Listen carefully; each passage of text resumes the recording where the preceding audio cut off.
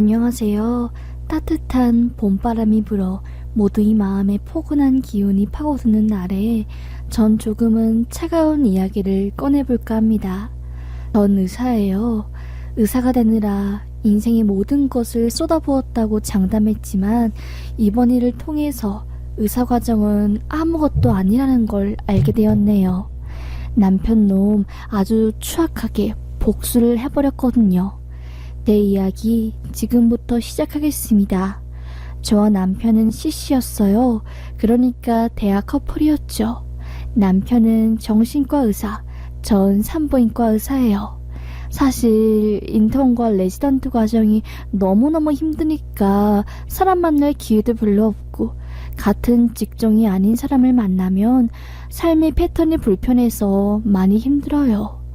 둘 중 한 사람이 지쳐서 포기하고 나가 떨어지는 일이 다반사니까요. 그래서 저희 동기 중 절반은 같은 과 선배나 후배와 결혼했습니다. 저도 평범하게 그런 과정을 걸쳐서 CC에서 부부가 된 거죠. 처음에 저희 정말 행복했어요. 남편은 정신과 의사답게 사람의 말을 한없이 잘 들어주고 너무나 따뜻했죠. 제가 지쳐서 집에 도착해 쓰러질 때면 제 발부터 시작해서 온몸을 1시간 넘게 마사지 해주는 사람이었어요. 자기도 충분히 힘들 텐데 본인이 힘든 것은 뒷전으로 하고 저에게 사랑을 준 거죠. 그렇게 저희는 신뢰를 쌓았고 점점 단단한 부부 사이를 만들어갔습니다. 아이를 좋아했던 전 무척이나 아이를 가지고 싶어 했지만 일이 고되어 유산을 반복하던 도중 결국 불임에 가까운 몸이 되고 말았어요. 내 자신을 가장 잘 돌보고 또 의학 관련 지식을 누구보다 잘 아는 제가 결국 알면서도 저를 등한시한 채로 불임인 몸이 되게 된 거죠. 얼마나 절망스럽고 힘들었는지 몰라요. 그때는 남편도 실망을 많이 했거든요. 아이를 무척이나 가지고 싶어 했었어요. 사실 난 아이를 못 가지는데 내 병원에 오는 환자분들은 거의 다 임신을 하시거나 준비하시는 분들이니 그런 분들을 마주할 때마다 상처가 다시 올라오는 듯 했어요. 급기야 제가 심지어 우울증 증세를 보이고 출근하기 전에 눈물이 줄줄 흘러 멈추지가 않는 지경이 되었습니다. 저를 본 남편은 급격하게 동료 정신과 의사에게 부탁을 해 저희 진료 예약을 해주었습니다. 결과는 당연히 우울증이고 스트레스 지수가 정말 심한 상태라고 하더라고요. 누구보다 의학 지식을 많이 알고 또 스트레스가 얼마나 몸에 안 좋은지 아는 의사들이 가장 자기 몸을 안 챙겨요. 환자한테 건강 챙기라고 말하면, 약 먹으라고 말하면 뭐 하나요? 늦지 않았으니 이제라도 내 자신을 잘 챙기세요. 내가 없으면 아이가 있으나마나 소용없습니다. 하고 말했죠. 전 너무너무 그 말이 위로가 되었어요. 그래, 그 누구보다 내가 먼저지. 나도 못 케어하는데 내가 아이를 왜 낳아? 그래, 날 위한 삶을 살자. 결심했습니다. 이미 아이를 가질 수 없는 몸이 된 제가 할 수 있는 방법은 그래도 절 찾아오는 환자분들을 위해 최선을 다해 진료를 보는 일이었어요. 남편에게도 말했죠. 여보야가 실망한 거 다 알아. 내가 아이 못 가지니까. 나도 참 많이 힘들었어. 그런데 어쩔 수 없는 것 같아. 이젠 가질 수 없는 아이에 대해 생각하며 미련을 가지고 우리 사이가 서먹해지는 것보다는 지금 우리 관계에 집중하는 게 좋을 것 같아. 나도 마음을 고쳐먹고 다시 병원을 나가니까 일하는 게 행복해. 그래 여보, 난 당신의 행복한 게 내 행복이야. 무리하지 말고. 솔직히 아이도 여보가 행복하지 않으면 필요 없어. 난 당신이 뭐래도 당신 편이야. 사랑해. 라고 하더라고요. 너무나 고마웠죠. 세상에 이런 남자가 내 남편이라니. 난 복받은 여자다 라고 생각했습니다. 그렇게 전 감사한 하루를 보내고 있었죠. 하지만 그 행복은 오래가지 않았어요. 남편의 행동이 조금씩 이상해지기 시작하면서요. 제가 자고 있을 때 귀에 어렴풋이 들리던 통화가 아직도 생생해요. 그래 수선씨. 금요일 밤에 그 호텔로 와요. 내가 할 말이 있고 또 깊은 이야기를 나누어야 하니까요. 네네 몰래 그래요 라고 하는 겁니다. 뭐지? 호텔? 할 말? 상담이 있는 건가? 아니 상담이 있는데 왜 호텔에서 만나? 도저히 이해가 안 되었습니다. 그때부터 제 신경은 곤두서기 시작했어요.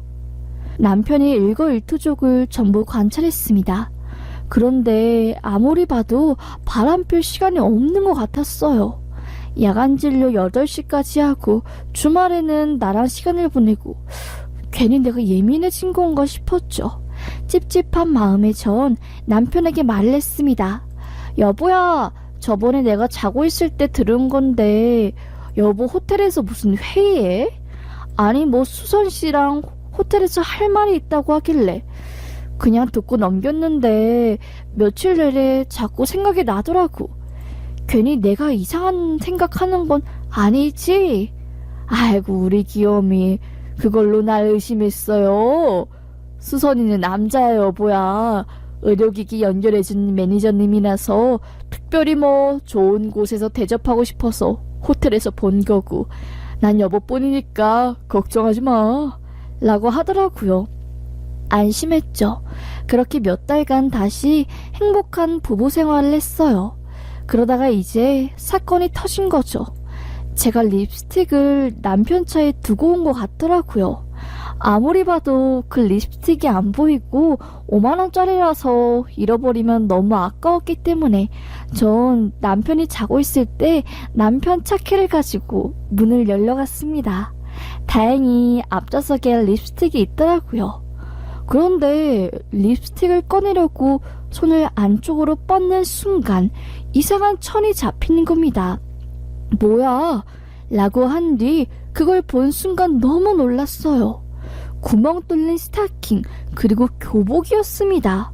명찰이 달린 학생들이 입는 교복이었어요.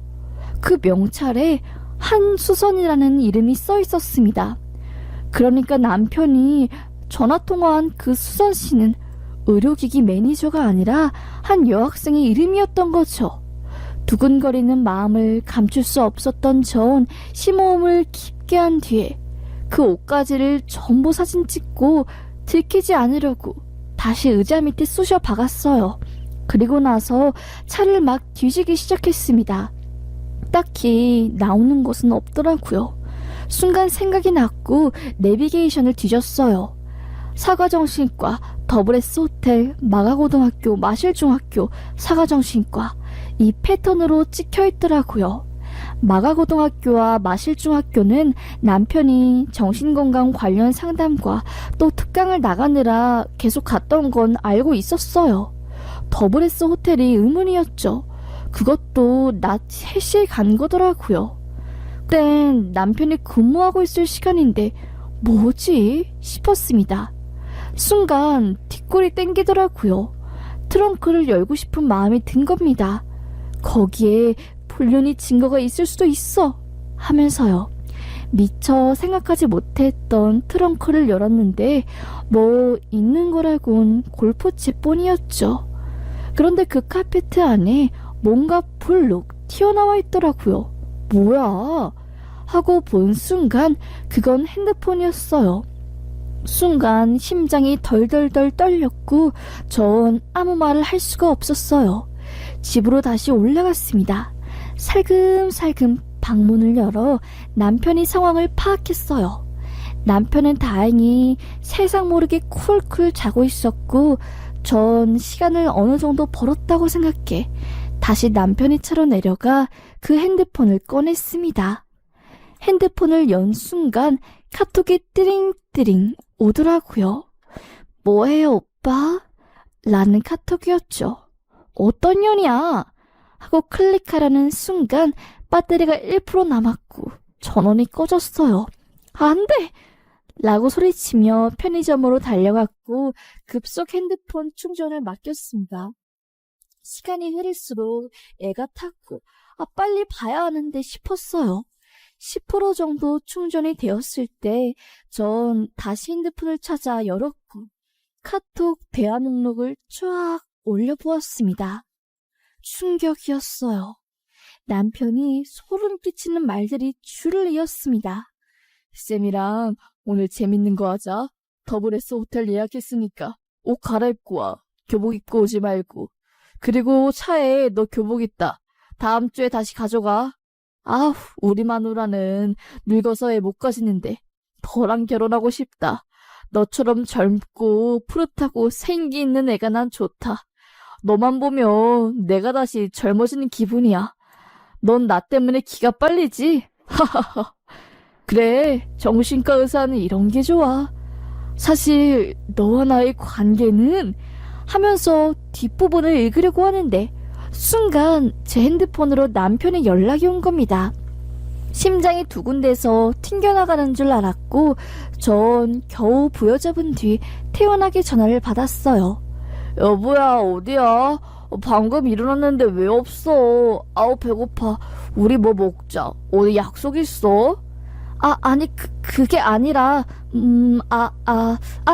나 갑자기 생리가 터져서 편의점에 생리대 사러 왔어. 금방 올라갈게. 외식하자, 오늘은. 라고 했습니다.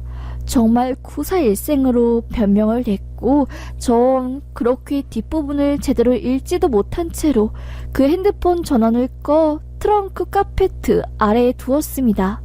머릿속 내내 맴돌았죠.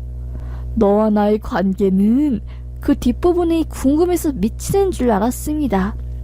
태연하게 저에게 자상한 척을 하며 밖에 나가 외식을 하는 남편의 얼굴에 죽방을 날리고 싶었습니다.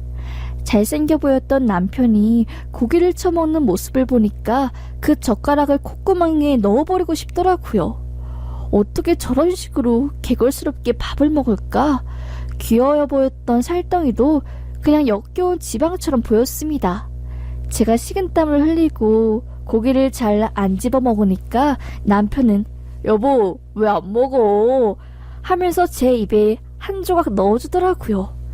네 역겨운 이중생활 때문에 못 먹는다 칵 하면서 그놈 오리주댕이를 꼭 꼬집고 싶었지만 일단 더 확실한 증거를 모으기 위해서 전 모든 걸 감추었어요. 아니야.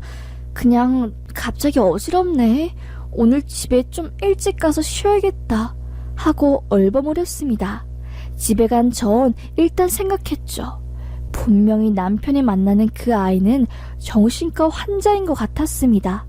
조금 더 정보가 필요했어요. 급하게 집으로 올라가느라 그 카톡본도 사진 못 찍었고요.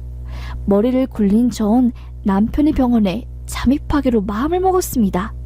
퇴근을 하고 병원 문을 닫은 남편이 병원을 몰래 쳐들어가려고 했던 거죠. 개원할 때 제가 전부 손받고 진료 차트도 제가 다 번호 설정해놨기 때문에 그 병원은 제 손바닥 안에 있었어요. 정말 천만다행인 게 같은 의사라서 어떻게 병원에 돌아가는지 아니까 뭐 큰 부담이 없었습니다. 아주 날이 좋은 날 전 남편이 병원에 잠입했습니다.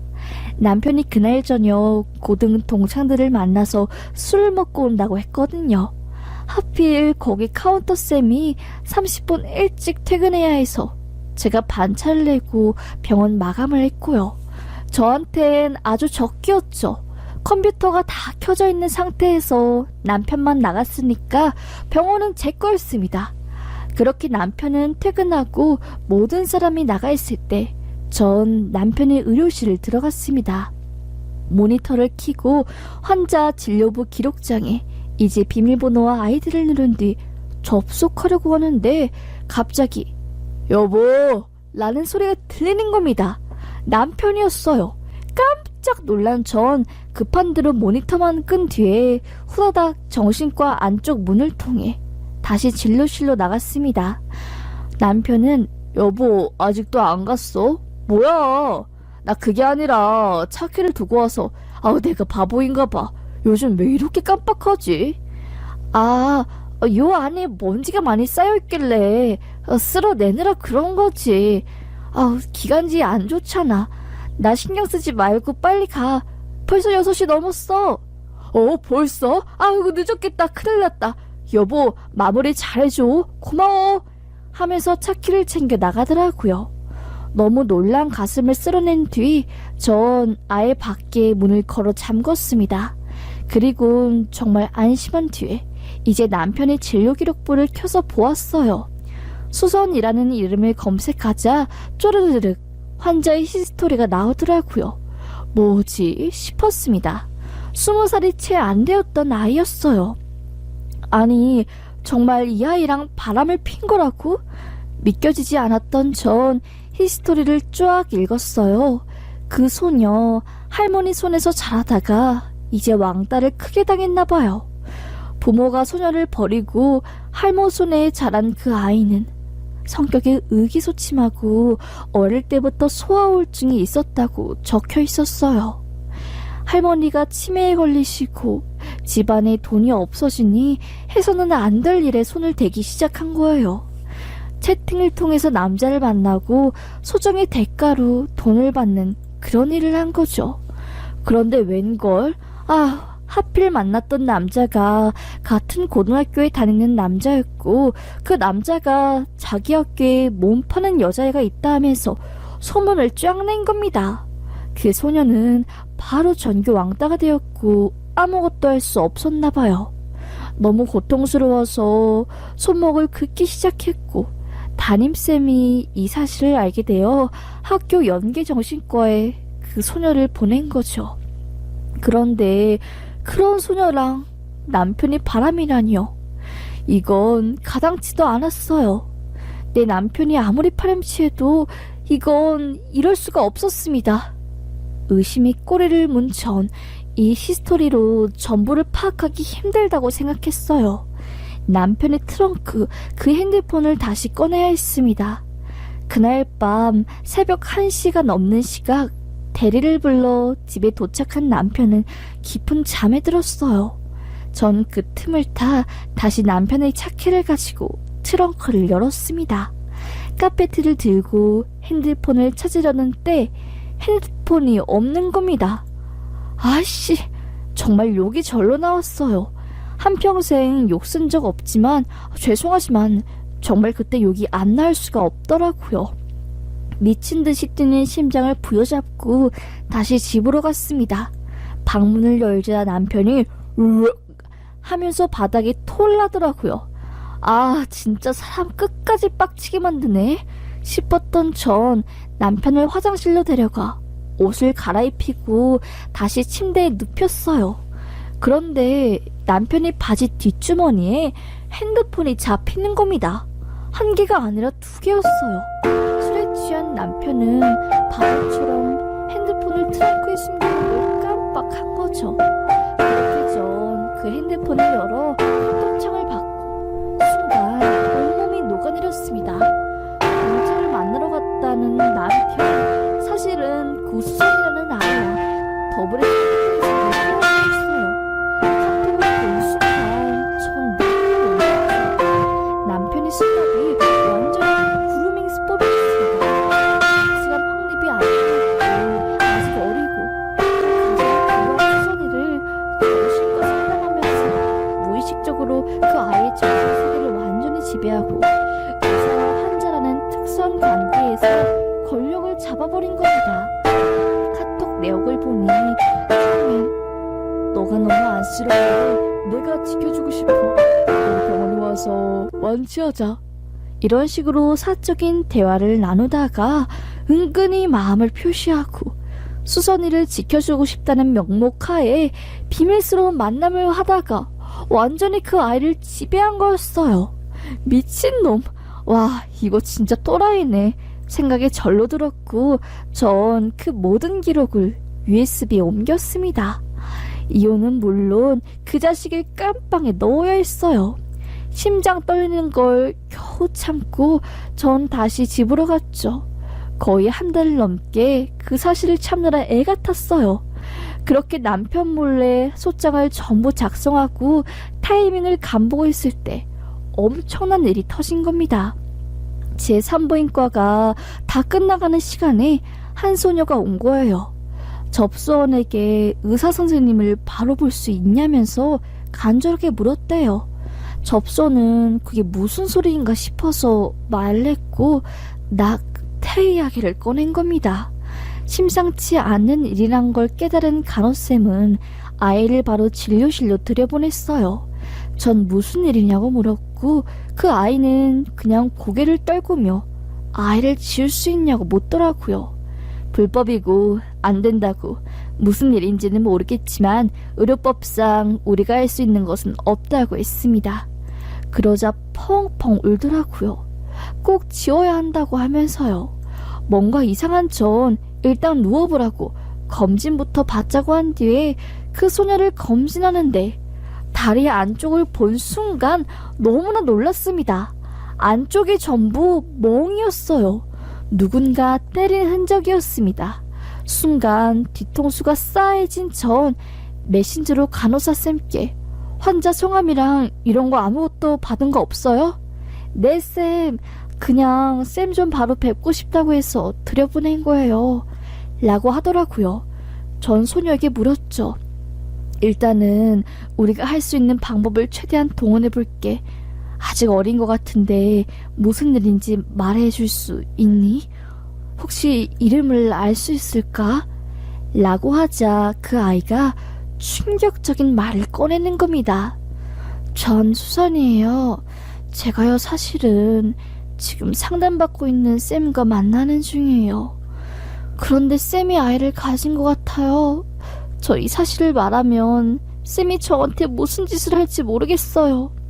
그 쌤은 저희 학교에 특강도 나가고 제 친구들 전부 알고 있어요. 제가 그 쌤과 이런 관계 더 이상 하기 힘들다고, 나도 그냥 평범하게 살고 싶다고 하니까 쌤이 제 생활을 다 까발린다고 하면서 절 협박한 거예요. 결국엔 제가 이렇게 망가졌고요 라는 말을 하는 겁니다. 수선이, 정신과 쌤, 제 남편이 맞았습니다. 충격을 받은 전 눈앞이 흔들렸고 그 아이를 진정시키기 위해 무엇라도 했어요. 일단 간호사 쌤께 물을 좀 가져오라고 한 뒤 그녀에게 물을 먹이고 침착하게 만들었습니다. 일단 내 말 잘 들어요. 수선씨 아무 잘못 없어요. 의사쌤들 중에 정말 좋은 정신과 의사쌤들 많아요. 그런데 수선씨 담당 그 쌤은 자격 없는 사람이에요. 의사 자격이 없는 사람에게 수선씨가 간 거고 이런 일이 생긴 거예요. 이제부턴 내가 도와줄게요. 손 잡고, 알겠죠? 라고 하며 소녀를 안심시켰고 전 바로 경찰에 신고를 했습니다. 네, 제 남편을 신고한 거죠. 벼르고 있던 소장을 날려버리고 단칸방에 혼자 사는 소녀를 위해 피해자 보호소에 가도록 안내를 해주었어요. 정신 상태가 안 좋아 어떤 선택을 할지 몰라서요. 모든 소녀의 조사 과정에 제가 동행했습니다. 피해 사실을 증언할 때 정말 수치스럽거든요. 엄마가 없으니 저라도 지켜야 할 것 같다. 진료도 다 빼고 동행했고 전 남편에게 통보했죠. 의사 이름에 먹칠하는 너 같은 쓰레기 놈이랑 결혼한 게 내 평생의 흠이라고. 넌 내 집에서 꺼지라고 한 뒤 비밀번호도 바꾸고 남편의 흔적이 담긴 모든 물건들을 싹 다 퀵으로 시댁에 보내버렸습니다. 영문을 모르는 남편은 왜 그래 자기야 하면서 당황했고 전 말했죠. 왜 그래 자기야? 너 아무것도 모르는 소녀한테 더러운 짓거리 했잖아. 이제 벌 받아야지 안 그래?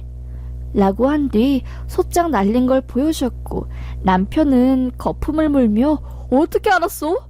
하더라고요. 주걱으로 얼굴을 때리며 그냥 빨리 내 집에서 나가 했죠. 결국 남편 구속되었어요. 철컹철컹 끌려간 거죠. 남편이 정신과 병원은 소문이 쫙 나서 바로 문을 닫았고요.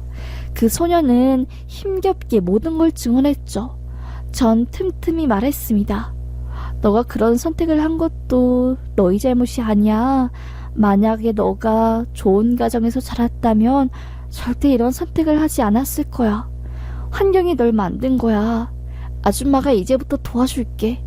너 검정고시 보는 것도 다 도와줄 거고 건강한 어른이 될 수 있도록 아낌없이 지원해 줄 거야. 정말 미안해. 내 남편이 그랬다는 것에 난 너무 화가 나고 그래서 더더욱 철저하게 수선 너희 편이 될 거야. 한 뒤 손을 꼭 잡았습니다. 정말 피해 사실을 되새김질하기 힘들었을 텐데 더구나 그루밍 수법이라는 범죄 사실을 증명하기 위해 수차례 정신감정도 받아야 하는데 그 힘든 과정을 다 견뎌낸 수선이가 너무나 고마웠어요. 당연히 남편은 1심에서 21년 징역에 떨어졌습니다. 죄질이 너무 나빴기 때문이죠. 정신적으로 취약한 환자를 그런 식으로, 게다가 학생인 아이를. 남편은 금고형에 처해졌고 의료와 관련된 일로 형을 받은 것이기 때문에 아주 다행히도 의사 자격증 박탈되었습니다. 만에 하나 그 카르텔 단단한 의협이 남편 자격증을 파면 안 했으면 저 학교 동기들과 시위라도 할 작정이었어요. 결국 남편은 잘 나가던 전문직에서 한순간에 범죄자, 그것도 제일 악질인 그런 범죄를 저지른 쓰레기 같은 놈이 되었습니다. 병원은 당연히 폐업을 했고요. 수선이는 한동안 힘들어해서 살이 10kg나 빠졌어요. 30kg대가 된 거죠. 너무나 마음이 아팠어요. 같은 여자로서 그리고 어른으로서 아이를 지켜주지 못해 미안했습니다.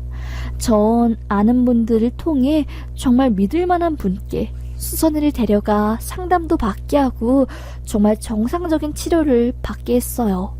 그리고 더 이상 학교를 다니는 건 힘들 것 같아 자퇴를 내고 검정고시를 볼 수 있게끔 도와줬습니다. 수선이가 다시 펜을 잡기까지 꼬박 2년이 걸렸어요. 그동안 너무 불안해서 악몽도 많이 꾸고 공부는커녕 살아있는 것 자체가 다행이었거든요. 그렇게 기다린 끝에 수선이는 고등학교 졸업장을 따냈고 전 정말 내 딸의 시험에 합격한 것처럼 기뻤습니다. 그 순간 생각이 들었죠. 그래, 불임인 내게 이 아이가 다가온 것은 어쩌면 하늘의 뜻인지도 몰라. 수선이가 결혼해서 마음의 안정을 찾을 때까지는 내가 그 아이를 지켜줘야겠다. 마음을 먹었고 전 수선이의 후원자가 되기로 했죠. 그렇게 전 수선이를 지켜주는 수호천사가 되었고 수선이는 다행히 마음을 많이 회복하고 하고 싶어 했던 동화책 만드는 일을 하기 시작했습니다. 그림도 배우고 또 동화책 만드는 학교, 배움터가 있더라고요. 그렇게 일을 하고 그림 관련 학위도 은행 학점제를 통해 딴 수선이는 어느새 번듯한 출판사의 직원이 되었죠. 그곳에서 디자인을 담당하고 책도 냈습니다. 수선이의 그림이 대문짝하게 담긴 책이요. 그렇게 수선이는 다시 행복을 찾았고 저도 그런 수선이를 보며 흔들렸던 인생을 다시 바로잡게 되었네요. 이젠 마음이 편합니다. 이런 일이 발생한 거에 대해 너무나 마음이 아팠는데 그래도 잘 해결되어서 불행 중 다행이네요. 남편 같은 놈 때문에 한 직업군이 통째로 욕을 먹네요. 아, 충분히 벌 받고 그곳에서 평생 썩었으면 좋겠습니다. 제 사연 들어주셔서 정말 너무 감사합니다.